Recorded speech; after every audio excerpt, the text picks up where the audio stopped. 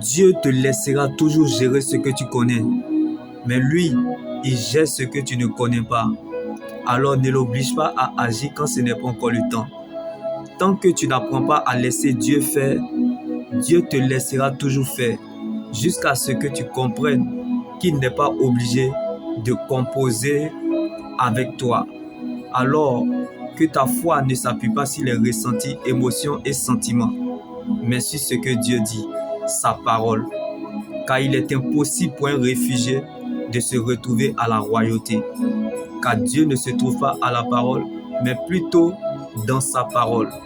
Donc, tant que tu peux faire des efforts, te défendre ou te débrouiller, Dieu n'interviendra pas.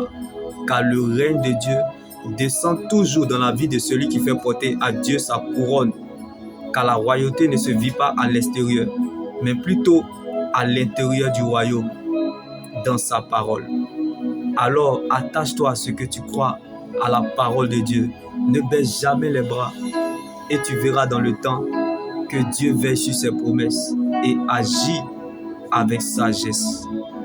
Donc, il va réagir parce que Dieu veille sur sa parole.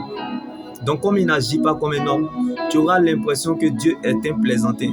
Mais laisse-moi te dire que Dieu va réagir parce qu'il n'est pas un homme pour mentir, ni un pécheur pour se repentir, ni encore moins le Fils de l'homme pour revenir sur sa décision. Dieu ne revient pas sur ce qu'il dit. Donc, ce qu'il commence dans le brisement, il achève toujours dans la gloire. Donc, accepte le brisement et laisse Dieu accomplir son œuvre dans ta vie. Car il n'y a pas de gloire sans brisement. Si vous n'êtes pas brisé sur la terre, c'est que le ciel n'a rien à vous offrir. Donc, ta vie détermine quelque chose. Car les épreuves nous apprennent qui nous sommes et où nous allons. Donc, l'endroit le plus sûr de toute la terre est la volonté de Dieu. La parole de Dieu est la seule terre solide sur laquelle nous pouvons nous tenir. Elle finit toujours par remettre chacun dans le couloir de sa destinée.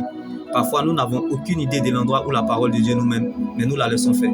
Probablement, elle connaît la route mieux que nous.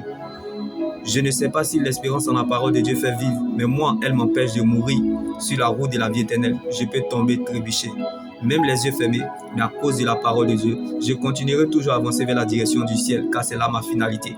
Donc la fête changera de camp. Si ta parole, Jésus, ne faisait pas ma joie, dans mon malheur, je serais déjà mort. Comme David aimait tellement Dieu, à telle enseigne que Dieu était son berger et lui le mouton. Si, donc, tu ne seras pas le sacrifice du diable, comme David pouvait nous le dire. L'Éternel est mon berger, je ne manquerai de rien. David ne parlait pas de l'argent, mais de la présence de Dieu. Comme David dans la bataille contre Goliath, l'Éternel est devenu serveur parce que David se trouvait dans la présence de Dieu. Là où se trouve ta richesse, c'est là où se trouve ton cœur. Mettons donc les caméras sur Jésus.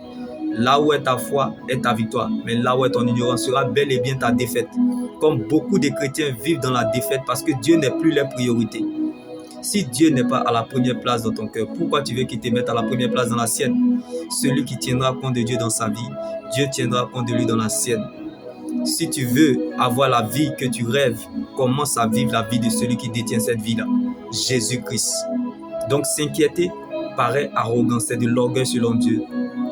C'est refuser la porte ouverte que Dieu a mise devant toi, que personne ne peut refermer. Quand ton regard semble impossible, c'est que ta vue semble possible.